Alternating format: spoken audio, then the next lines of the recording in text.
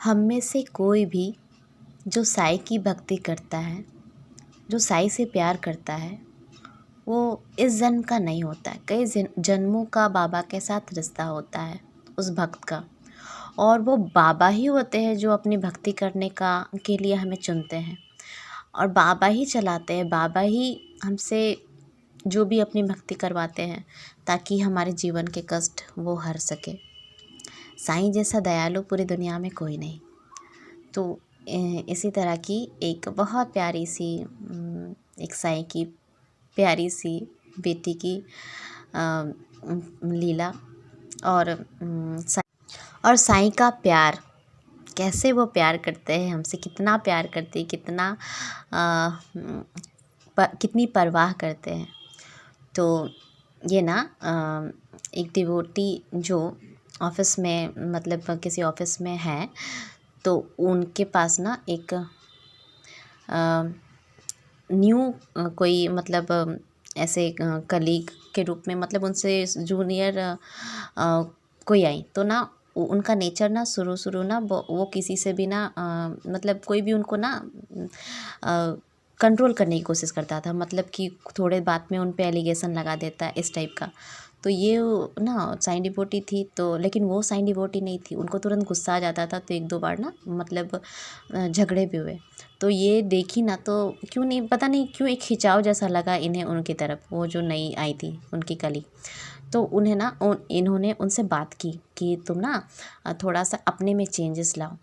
तो बोली कि तो दोनों में फिर इस तरीके से दोस्ती हुई। तो इन्हें लगा ना, जो साईं डिवोटी थी, उन्हें लगा कि इसमें ना कुछ प्योरिटी है अंदर, मतलब दिल की बहुत अच्छी है। मतलब बाहर से वो भले वो थोड़ा सा रूड हो जा रही है, लेकिन दिल की बहुत अच्छी है, इन्हें पता चल गया था। तो इन्होंने बाबा से बस प्रे किया कि बाबा, प्रे भी नहीं किया था, जैसे इनके मन में आया था कि ये भी महापारायण से जुड़ जाए, जो 2 चैप्टर्स पढ़ने होते हैं। क्योंकि उसमें पढ़ने के बाद एक मतलब एक ऑरा ऐसा बनता जाता है कि इंसान के अंदर सबूरी आने लगती है, बहुत सुंदर सी, एक हर चीज़ को समझने लगता है। बाबा के क्लोज आता है तो अपने आप उसके अंदर की जो बुराइयां होती है निकलती जाती हैं। वो बहुत प्योर थी, इन्हें फील हो गई थी इन मतलब ये जो साईं डिवोटी है। तो ना कुछ दिनों के बाद ना वो फिर ना मतलब बीच में उतना एक मतलब बात नहीं होती थी। लेकिन एक दिन अचानक वो आकर बोलने लगी ना कि मुझे ना मतलब आप अपनी स्टोरी बताइए, मतलब इंटरेस्टेड होने लगी। एक्स्ट्रा टाइम इनको जब मिलता तो वो इनसे आकर बात करती साईं डिवोटी से कि आप अपनी मुझे स्टोरी बताइए, मुझे ना आप बहुत इंटरेस्टिंग लगते हो। तो ये थोड़ी थोड़ी बताने लगी। तो ये बहुत ना वो बहुत ना मतलब लग रहा, लेकिन उसमें बोलते हैं ना mesmerized होना, मतलब उसमें खोने लगी कि नहीं मुझे जानना है आप कैसे साईं आपके जीवन में आए, ये सब। तो धीरे धीरे ये कहानी बताने लगी और वो बहुत खुश होती थी ये सुनकर।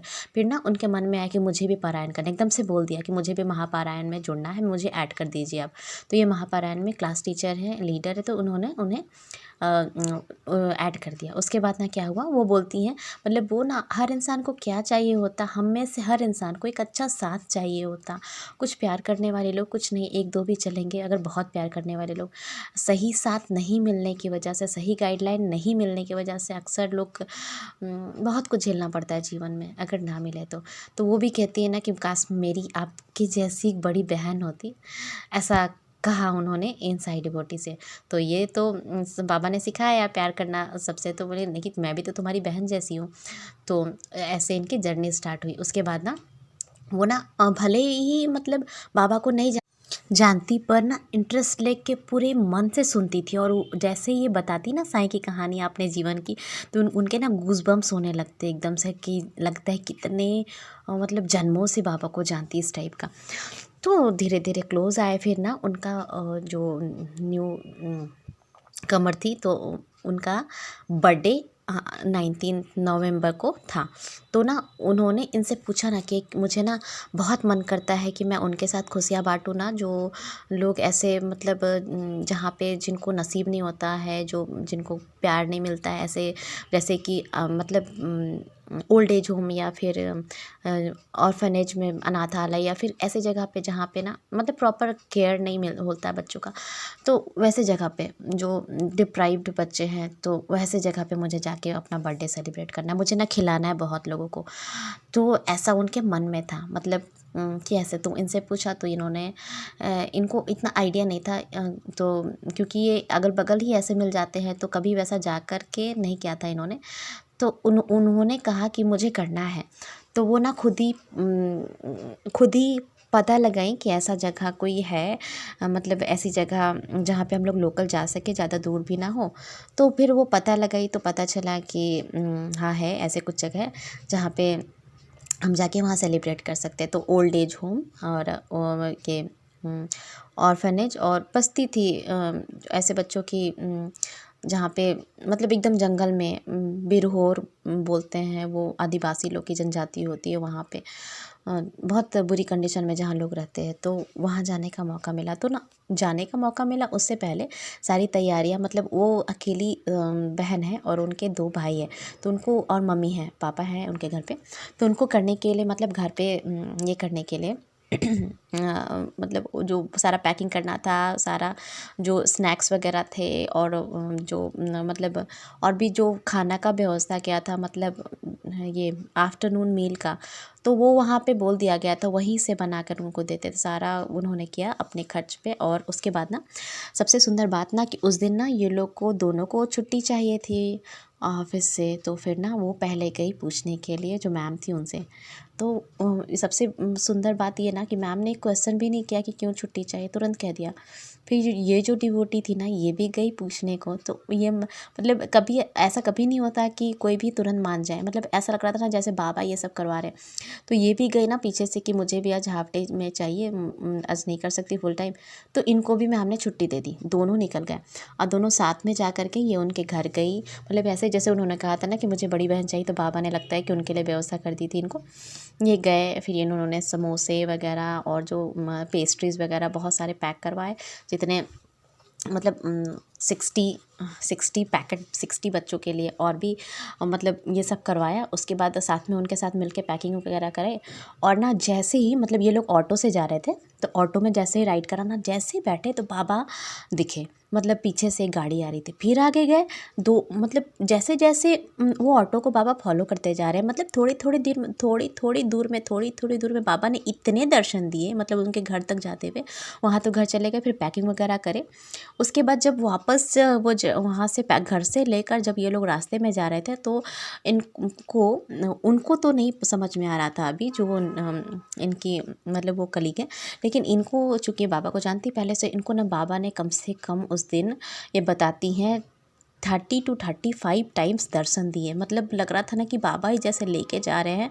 तो ये लोग गए फिर ओल्ड एज होम में, वहाँ की फीलिंग्स, वहाँ के वाइब्रेशन बहुत मतलब बताती हैं कि ऐसा लगा ना कि मतलब किसी भी माँ बाप को इस कंडीशन में ना रहना पड़े। मतलब अच्छे अच्छे लोग जो वेल टू डू जो बेटे हैं, वो भी अपनी माँ और पापा को वहाँ छोड़ कर जाते हैं। वहाँ जो केयर टेकर थे ना, वार्डन थे ना, तो वो बता रहे थे कि ऐसे छोड़ के चले जाते हैं, आते हैं जैसे आप लोग आए हो वैसे ही लोग आते हैं यहाँ मिलने के लिए, और सारा बिस्किट वगैरह देंगे, और उसके बाद जो बस्ता है उठा कर भी ले जाते। तो मतलब बताती है, मुझे सोच के भी बड़ा अजीब लगता है कि माँ बाप अपनी पूरी मतलब मेहनत करके, कितना भी मेहनत करके बच्चों को काबिल बनाते हैं, और ये कंडीशन। तो वहाँ के वाइब्स उनको देख के बहुत इमोशनल हो जाते हैं वो लोग कि ऐसा नहीं होना चाहिए किसी के साथ। फिर उन्होंने वहाँ केक कटिंग किया और सबको केक डिस्ट्रीब्यूट किया, सबका आशीर्वाद लिया। अच्छे अच्छे घर के लोग भी थे, ऐसा नहीं कि जो मतलब जिनके पास कुछ नहीं, वो लोग अच्छे अच्छे घर के भी लोग अपने पेरेंट्स को छोड़ कर जाते हैं। तो सब मिलके रहते हैं फैमिली की तरह, वो वाइब्रेशन मतलब सब फैमिली ही है। लोग कहते हैं कि घर में उनकी डांट सुनने से अच्छा कहीं रहो, वहाँ तो बात बात में डांट सुननी पड़ती है। तो यहीं पे हम फैमिली की तरह रहते हैं। फिर वहाँ सबके साथ सबका ब्लेसिंग्स लिए, और मतलब वो लोग लंच वगैरह किया उन लोगों ने, वो मतलब सारे जो ओल्ड आंटी और अंकल्स थे, सब लोगों ने किया।